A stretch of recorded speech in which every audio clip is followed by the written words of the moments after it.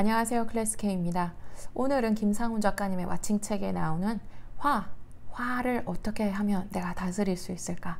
네, 이 내용에 대해서 오늘 얘기를 나눠볼게요. 한 여학생이 들려준 이야기다. 그녀는 아침 늦게까지 방 안에서 나뒹굴고 있었다. 엄마가 이때 잔소리를 하는 거죠. 다 큰 여자애가 그게 뭐야? 밤낮도록 쏘다니다니. 점심때나 겨우 일어나고 말이야. 네 동생은 벌써도 소감 갔어. 많이 들어보셨죠? 그리고 또 이제 콤보 2탄 또 나가죠. 동생 하는 거 반만 따라해봐. 아니 누나가 돼가지고 동생 절반도 못 따라가니. 이렇게 얘기하면 이제 누구나 확 돌죠. 그래서 이제 이때 그 여학생이 이렇게 얘기했대요. 엄마는 남하고 비교하는 버릇 좀 진짜 고쳐. 이런 식으로 얘기하고 문을 꽝 닫고 들어가 버린 거야. 이제 그때부터 점점점 이제 막 스팀이 쫙 오르기 시작하죠. 네. 그래서 이제 이 여학생이 엄마랑 시집갈 때까지 이렇게 내가 어떻게 견디고 내가 살아야 되나. 막 과거의 분노와 이 증오와 절망감, 이 모든 게 막 한순간에 다 쏟아진 거예요. 그러다가 이제 거울을 보고 나서는 분노로 내 얼굴이 일그러져 있고, 그래서 거울 보고 저 여자는 왜 저러고 있지? 이렇게 생각을 한 거예요. 그래서 이제 그때 김상훈 작가님이 이 말 한 게 떠올랐다고 합니다. 문득 화가 나면 머릿속에 어린아이를 바라보라. 이 말이 생각이 났대요. 그래서 눈을 감고 머릿속에서 빨갛게 달아오른 어린아이를 떠올렸대요. 그래서 이제 10부터 1까지 거꾸로 세기 시작한 거예요. 10, 9, 8, 7, 6. 네, 이런 식으로 숫자를 거꾸로 세면서 이제 빨간 아이가 점점 파란색으로 식어가는 모습을 그려봤대요.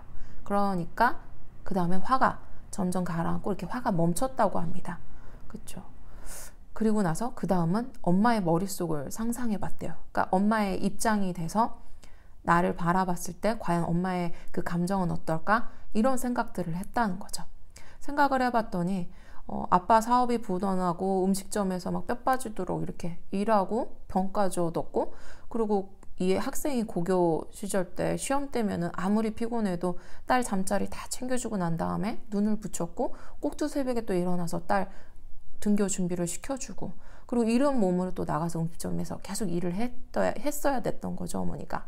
그러니까 그런 입장에서 딸이 생각을 해봤을 때, 내가 이거는 화를 내면 안 되겠구나 라는 그런 3인칭 시점으로 봤을 때 이렇게 생각을 하게 된다는 거죠. 그래서 그 다음에 이제 방문을 딱 열고 얘기하는 거예요.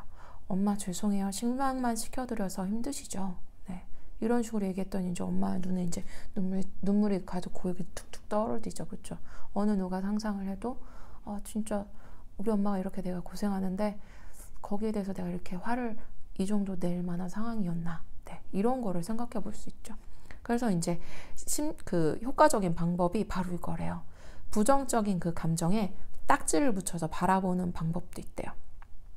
UCLA의 심리학자 리버만이 그 부정적인 감정이 일어날 때 사람들한테 이건 분노야, 이건 불안이야, 이건 스트레스야, 이런 식으로 딱지를 붙여갖고 제3자의 눈으로 그 본인의 화난 상황을 객관적으로 보게 했다는 거죠. 그랬더니 이 화를 날 때 여러분 이렇게 빨간불이 탁 켜지는 거 있죠. 제가 이렇게 영상을 지금 띄워볼게요. 네, 보이시죠? 이 빨간 요 딱 부분이 화난 아이 같은데 이게 아미그달라고 해서 그 편도체죠. 뇌 하수체 굉장히 그 뇌 깊숙한 부분에 있는 아이인데 이 아이가 즉시 진정이 되는 거예요. 얘는 내 불쾌하거나 생존의 위협이 있거나 두렵거나 막 이랬을 때 그게 탁 불이 들어오는 아이거든요.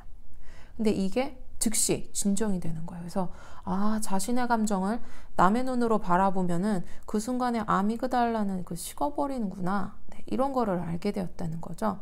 그래서 단순히 내가 지금 화난 이 감정 상태에서 이렇게 휘몰아치는 그 상태에서 거기에 먹혀버리는 게 아니라 그 화가 난 그 상황 자체를 제3자의 입장에서 한번 이렇게 바라본다는 거죠. 그렇게 바라보고 이건 분노구나.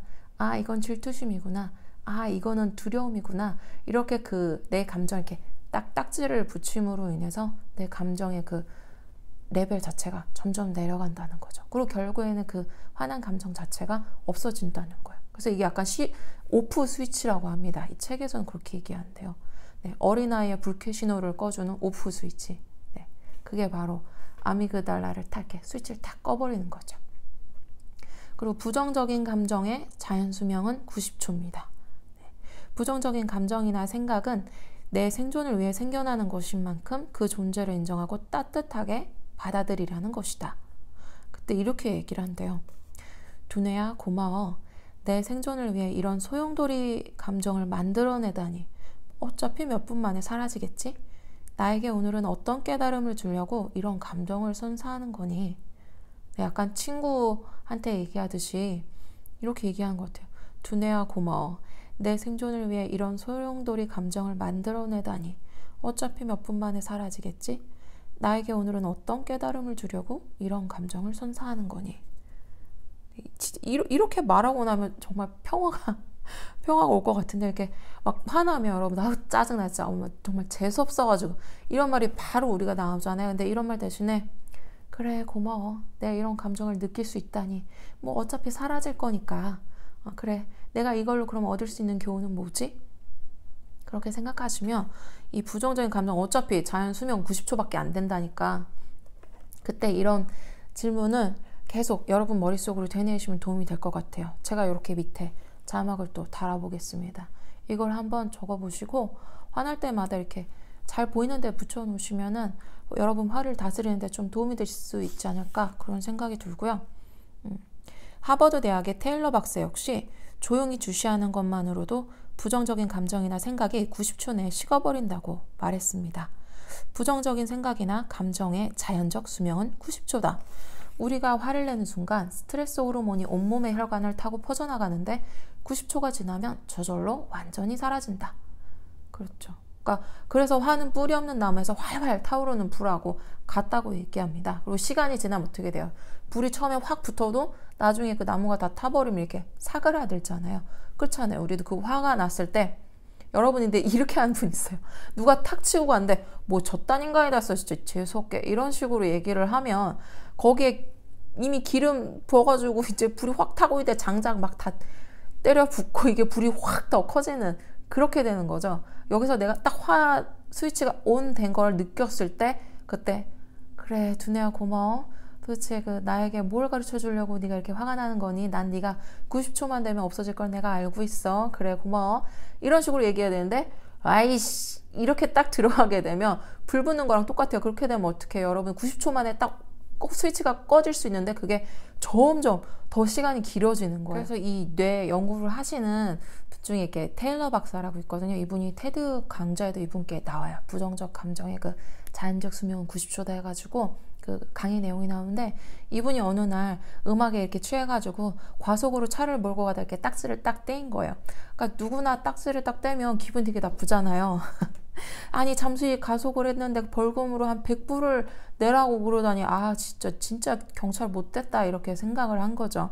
그러니까 그렇게 생각을 하니까 화가 이렇게 점점 이제 스위치가 온다면서 열받기 시작을 한 거예요. 그러다가 본인 스스로가 이게 화에 파묻혀 있는 걸 깨닫고 나서 머릿속에 어린아이를 이렇게 남처럼 조용히 바라보면서 달래봤대요. 나를 생각해줘서 고맙구나. 근데 90초가 지났거든? 위험한 상황은 아니란다. 그런데도 여전히 화를 낼 필요가 있니?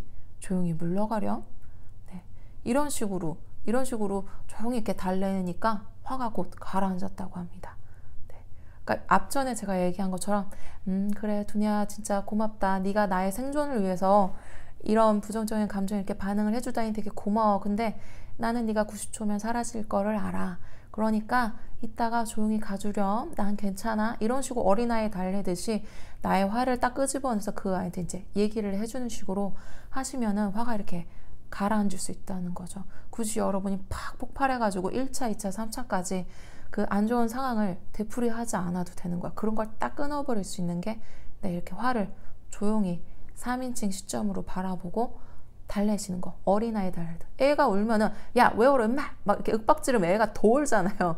그런 것처럼 화를 난 거를, 그런 어린아이를 내가 달래고 있다라고 생각을 하시고 대해주시면 될 것 같아요. 그래서 오늘은 진짜 화를 났을 때 내가 어떻게 해야 되나, 이걸 빵 터트려야 되나, 아니면 이걸 내가 끙끙 참아야 되나, 이런 얘기를 했거든요. 어떻게 하면 진짜 내가 좀 더 저의 꿈은 약간 진짜 우아하고 지적인 이건데 거기 앞에서 에이씨 이럴 수는 없잖아요. 그러니까 그래, 두뇌야, 고마워. 이런 식으로 한번 진짜 해보세요, 여러분.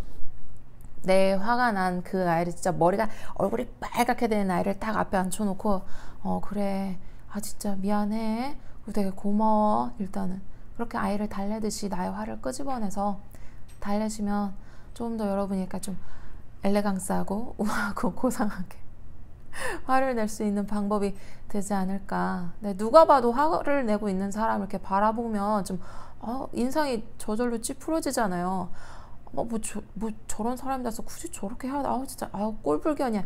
이렇게 될 수 있어요, 여러분. 그러니까 우리는 조금 더 지적이고 우아하고 엘레강스하게 그렇게 현명하게 화를 내자고요.